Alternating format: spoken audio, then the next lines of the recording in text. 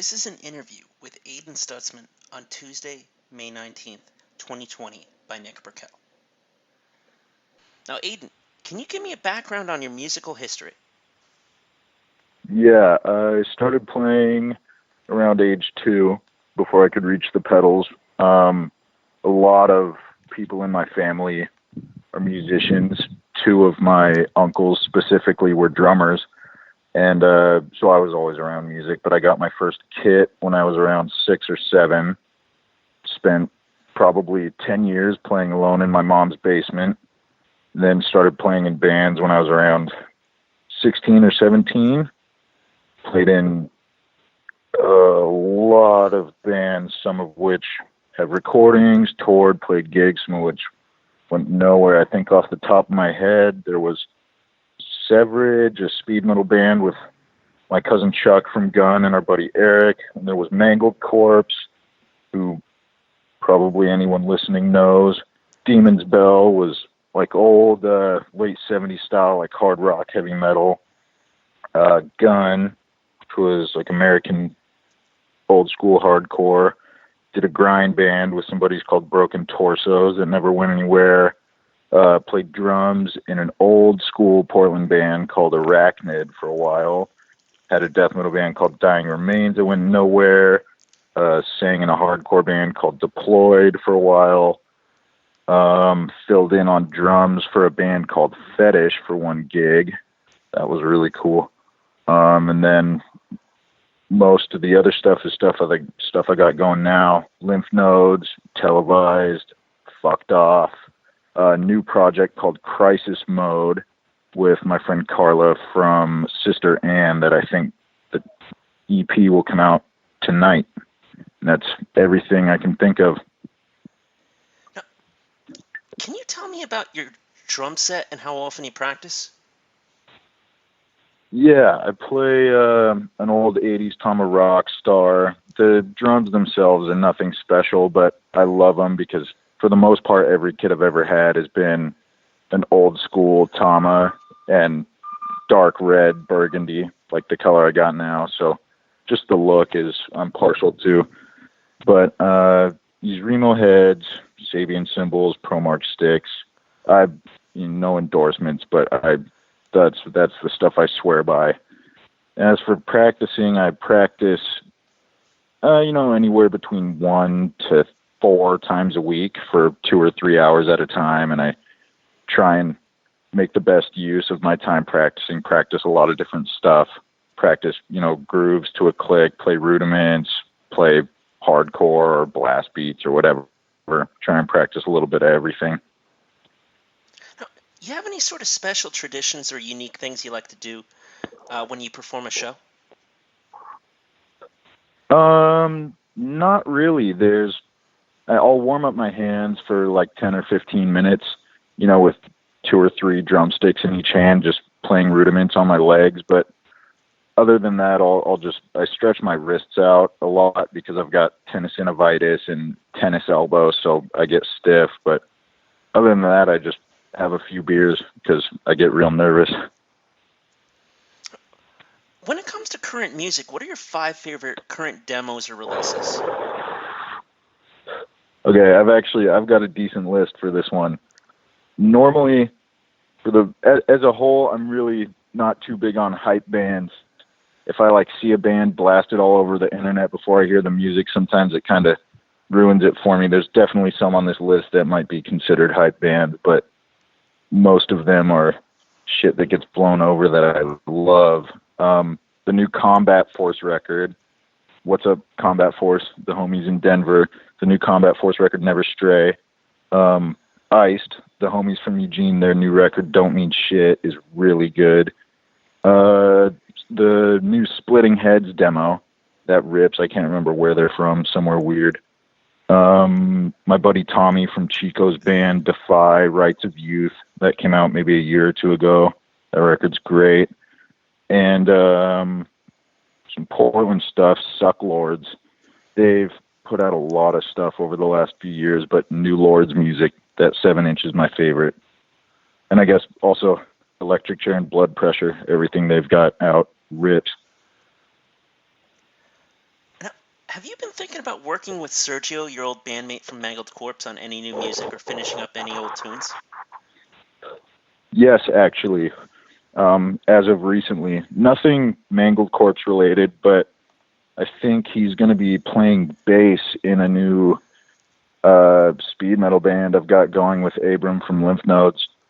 Other than that, we've always stayed in touch. We hang out all the time and jam for fun, but we haven't really played much music together. Not seriously, but I think he'll be playing bass in this new thrash project. Can you tell me about this new project?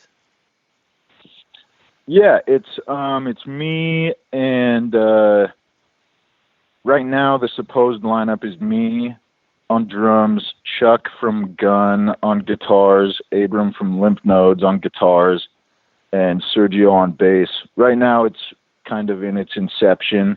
Abram's got 3 or 4 songs that he wrote on his own that he's been teaching to me. So I think once him and we can run through all of them confidently, we'll bring Chuck and Sergio in and start rehearsing and track a demo. When do you think that demo will come out? I would guess with not much to do right now. We've all just been playing music a lot, so probably a month or 2. Now, I had you as a guest on my show a few years ago. Can you give me an update on what you've been up to musically since summer of 2017?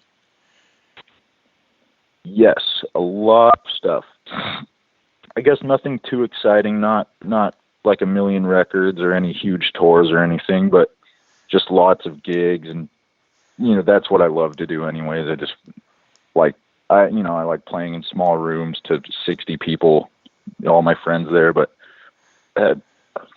holy hell, I've had a lot of projects since then.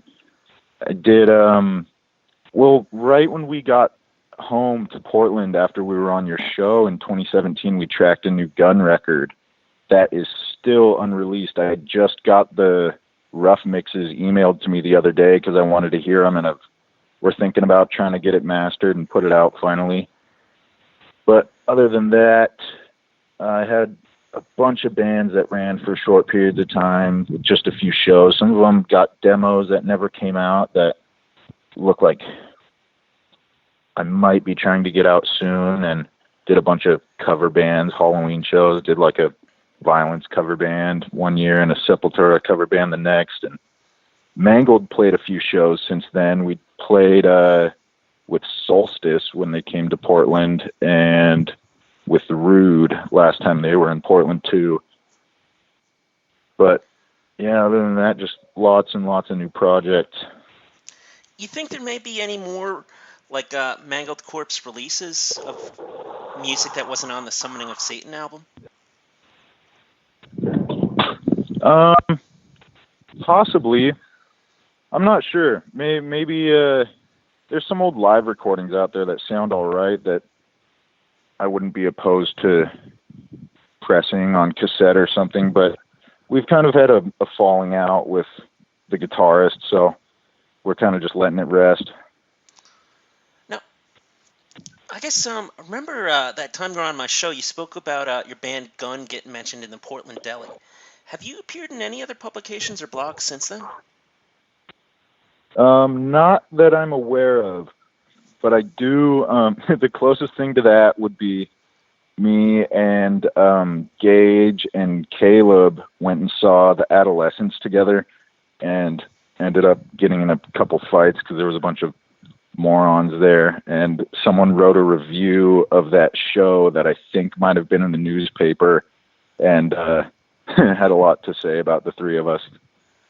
That's the closest thing. Now, you been checking out any cool zines, newsletters, or college radio shows lately? Not really. I'm kind of out of the loop on stuff like that because, in all reality, I'm not really that big on like visual art. But my buddy Frank here in Portland does a really sick photo zine called This Is Real Fun. It's just photography of cool shit, old cars and stuff, and graffiti. Now, Can you tell me about how much you're into hardcore and also speak about your band Lymph Nodes? Yeah, I became fairly obsessed with hardcore when I was young. Around the same time I was getting into a lot of metal, Metallica and Priest and whatever stuff that my mom listened to when she was younger. She one of her good friends, her friend Roxy, who to this day is a good friend of the family's, she was my mom's AA sponsor years and years ago before she was having kids, when she was getting sober. And when I was a little kid, she made me a CD, and it had Judas Priest Painkiller, a couple Isley Brothers songs, and then Poison Idea Filth Kick and Poison Idea Feel the Darkness. So that's really what kicked it off, and then from there it just kind of snowballed as I got older, going to the record store and flipping through the punk section and looking on the internet. For the solo project you did with Televised, why did you use the infamous Bud Dwyer picture for the cover? And tell me about when you composed those songs. The cover was actually kind of thoughtless and on the spot. It was after I had all the music done and I was trying to get it up on the internet the same night I recorded everything, and I couldn't think of anything to use, and I was just kind of sitting there with my bandmate Caleb, just spitballing about like shit that we think is funny or cool, and thought of Bud Dwyer. I don't know. I just always thought the guy killing himself on live TV was kind of funny, I guess, kind of offensive and nuts and unhinged.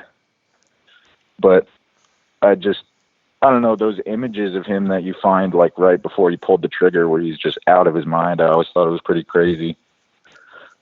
But as for the songs, I wrote them all in 3 or 4 days just because I was bored, just sitting at home. It was right after the whole shelter-in-place order was instated in Portland, and so I had my guitar at home that I never really played because I can't play the guitar, and I figured I might as well play it a little bit, so I put new strings on it and started writing songs that day.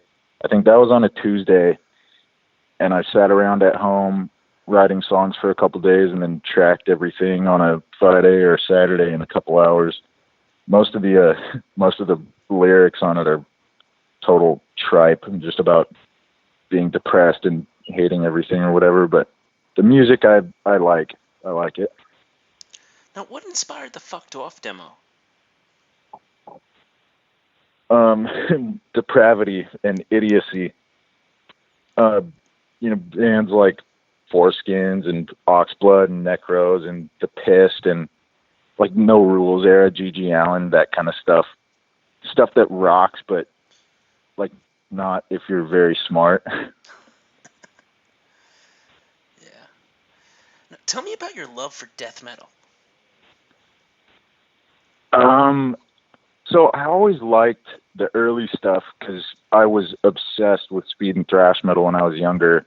So I always loved like early Death and Possessed, stuff like that. But really it was when we started Mangled Corpse and me and Sergio were hanging out all the time. He just got me obsessed with everything. He showed me like the next level down, like Malevolent Creation and Autopsy and stuff like that. And everyone had internet then. That was only like 5 years ago, so 5 or 6 years ago. So then everything he showed me, just go on the internet and see what bands they were listening to, the t-shirts people were wearing in the pictures, and got all obsessed with like Mangled Torsos and Gorment and Funebrarum and Acheron and a lot of the European stuff too, like Interment and Demigod and Convulse.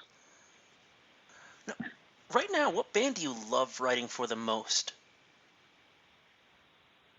Right now, and I guess these are really the only 2 bands I've actually written for because I spent so many years not multi-instrumental. I could only play the drums and I never bothered to pick up strings, but really either Televised or Lymph Nodes. Televised, I like writing the stuff because I don't there's like no criticisms, except for my own, which for the record can probably sometimes be harsher than other people's, but it's just me. It's no middleman. It's very simple, but I like writing for Lymph Nodes a lot because they're all great players, and I know whatever I take to them, it's going to sound as good, if not better, than it did when I wrote it. What are some of the more interesting things you've seen in the Portland area when it comes to bands trying to be active despite the quarantine? I haven't seen much, honestly, in Portland. I've seen a lot of bands in other places doing like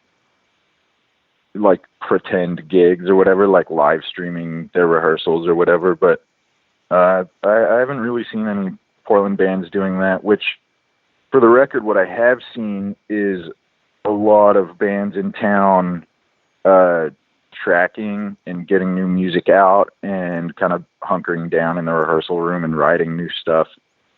The new Sucklord 7-inch came out in the midst of all this. It's called Songs the Lord Taught Us, and that record is really sick. But other than that, really not much. It's been mellow. What's your most cherished musical possession?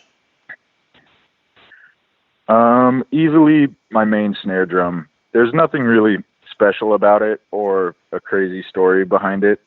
I've only had it for a few years and I got it brand new, but it's a 14x8 Ludwig Supraphonic, and I put a real heavy head on top and 30 strand wires on the bottom, and it just sounds fucking great. I can't get myself to use another drum.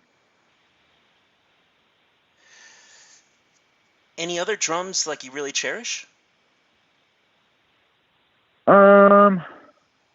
Not that I can think of. I've got one other snare drum that technically is not mine. It's my uncle's. It's this company, Rat Rods. This dude, Paul Milkovich, builds custom drums, and he built my Uncle Troy a snare drum when he was playing drums for the Wild Dogs in like 2008. And that drum, I like it. It sounds incredible, but he also brought it to Europe with him, and Wild Dogs went and played like Headbangers Open Air and did a whole Euro tour on it. So it's cool to have that because I grew up just obsessed with Wild Dogs. Now, what would you say your favorite concert you performed at was? I don't know if I could pick just one, but a few that really stick out was Mangled Corpse opening for Funebrarum in 2016. I can't remember who all was on the bill. I think it was us, Torture Rack, and I can't remember who else. There was one other band, but it was Mangled Corpse, Torture Rack, and Funebrarum. And I don't know why that one sticks out so much. It was just a good time. There was a good turnout. First time I ever saw Funebrarum. That was the night I met Sam and Yuri and Charlie, who were playing in Funebrarum, who would shortly after move to Portland and become my good friends. And Daryl, the vocalist of Funebrarum, who I didn't realize this at the time, but he in the late 80s and early 90s, he was in Citizen's Arrest in New York, which is one of my favorite hardcore bands. That and there was another one that really sticks out from the Gun tour in 2017. We played in some basement in, I think, New Brunswick, and there was this one band on the bill called Dusters.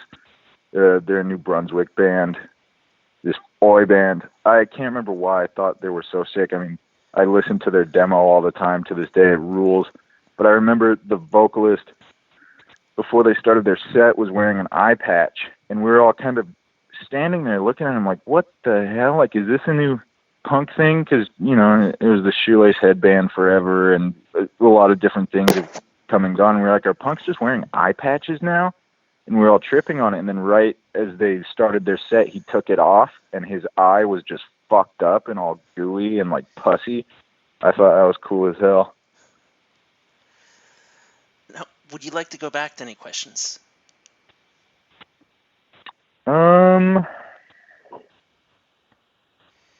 Let me think. No, I think I'm all set. Final words. Play music. Whether that's your thing or not, play music. Pick up a guitar, it's easy. Play music, ride skateboards, ride bikes, kiss your friends on the lips. I guess maybe not right now, but, eat cheeseburgers, ride your bike real fast down a big hill, listen to music loud, play music loud, live loud, live your life. This has been an interview with Aidan Stutzman on Tuesday, May 19th, 2020 by Nick Burkell. Yo, this is Aidan Stutzman. Drums in Mangled Corpse, Demon's Bell, Gun, Broken Torsos, Arachnid, Lymph Nodes, Televised, Fukd Off, and Crisis Mode, and you're listening to Japan Nick's Rock and Metal Pandemonium.